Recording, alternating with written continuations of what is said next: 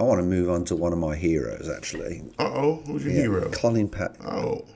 Or Colin Powell. Colin Powell. I really think he was an absolute mentor. You know, he had so much to do. He was the first black Secretary of State. Mm-hmm. And I really, you know, for whatever reason, regardless whether you agree with his opinions or not, I think, you know, I think he was a great mentor, to be perfectly honest, for a number of people, and hopefully, especially regarding, you know, the black community, you know, I feel about, you know, the black community and opportunity, and hopefully it'll give a good, you know, forefront for, you know, to set an example and a mentor, you know, for other bros, as you call them, and, you know, black folks. Absolutely. I thought it was very sad, some of the comments that Mr. Trump made last night, and I think that was, you know, a little bit sad. I thought it lacked dignity, to be perfectly honest. But, you know, he died of complications with COVID. He had, was it prostate cancer? Prostate Cancer, and Parkinson's. Some blood cancer, something, but it was, they've tied it all with complications from COVID-19, but he did have some cancer. He had prostate cancer and Parkinson's disease were the two that I was told. But I didn't, to be honest with you, I didn't even know he was sick.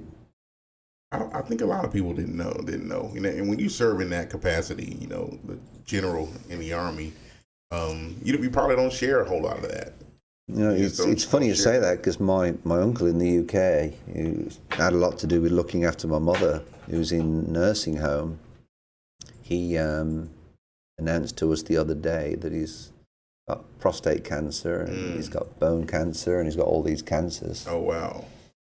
And, you know, he's just been diagnosed with it and dealing with all the treatments, and he's dealing with it privately in the UK, and it sort of hits you a little bit.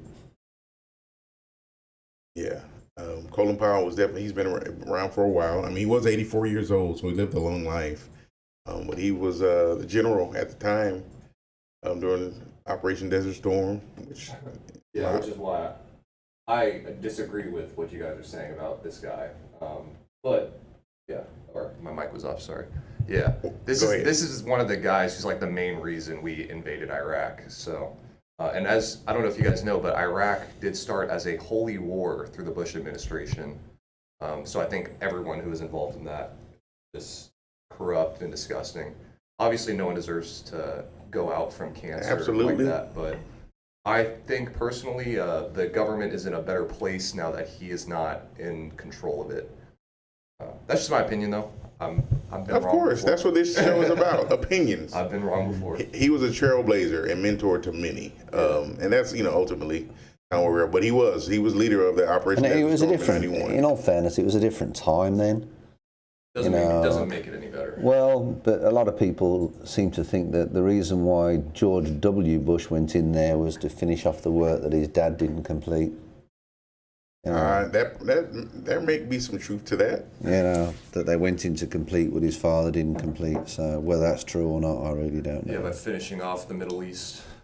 Yeah. But all it done, you know, it solved one problem, but at the same time it created another huge problem. And that's why he was in the war for, you know, for 20 years. Yeah, he leaves behind his wife. And there's never a good time to come out of a war, to be perfectly honest, Kids, especially the of way we course. came out of it. But. Yeah. But R.I.P. Colin Powell, General Colin Powell. And it says, of course, this headline says dies of COVID, but it wasn't. Yeah, was it COVID? I mean, it was blood cancer or something. Yeah. It wasn't COVID, but of course, they get extra money by calling it COVID.